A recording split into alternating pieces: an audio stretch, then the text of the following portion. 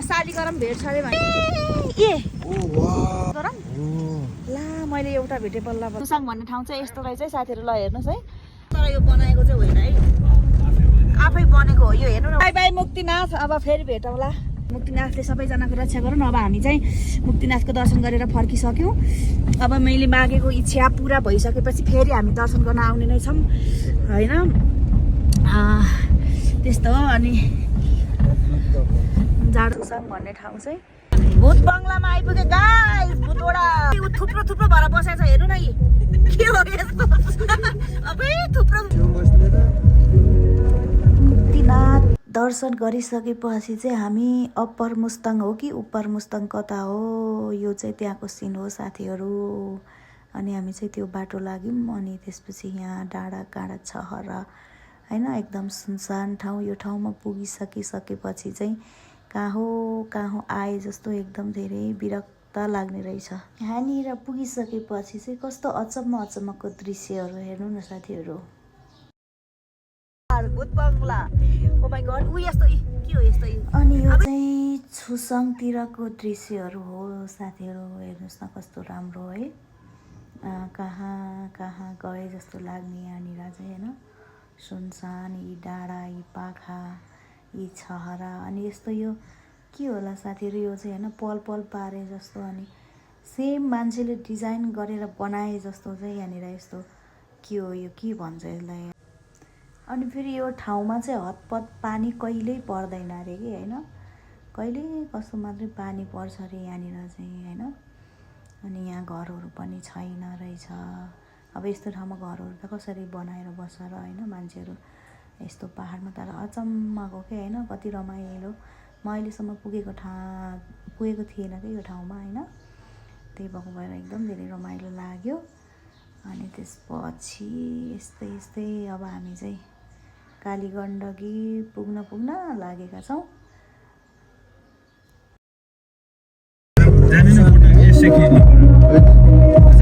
हामी चाहिँ कहाँ आइपुग्यौँ यो भूत बङ्गला होला सायद पारी हेर्नु त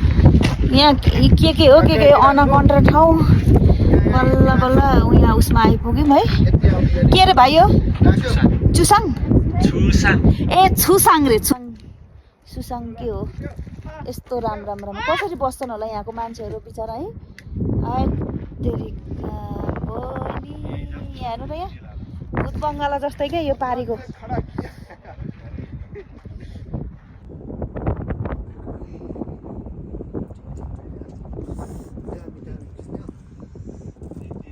यो चाहिँ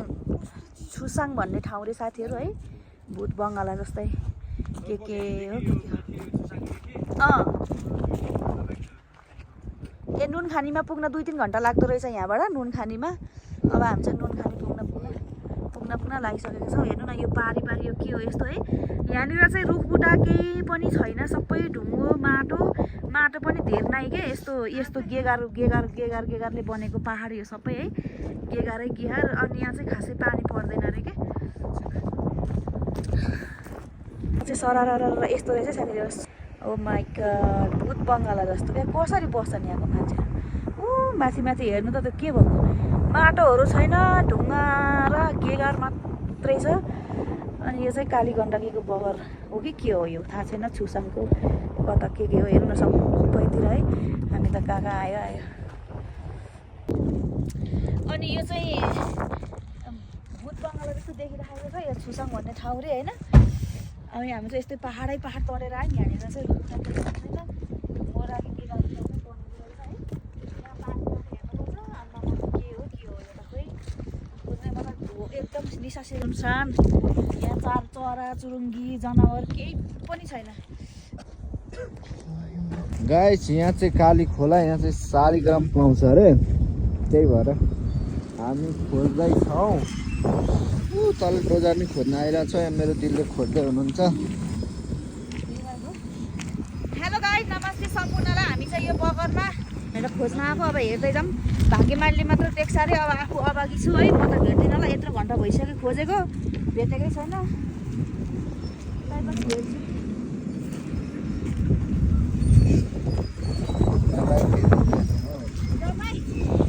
अब जाने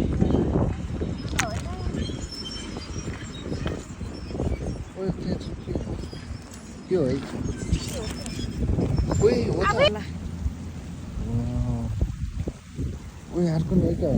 यो पनि यो चक्र चक्र छ यो शालिग्रामको टुक्रा होला यो पनि आमै निकाय भेटे गाई शालिग्राम ओ माई गड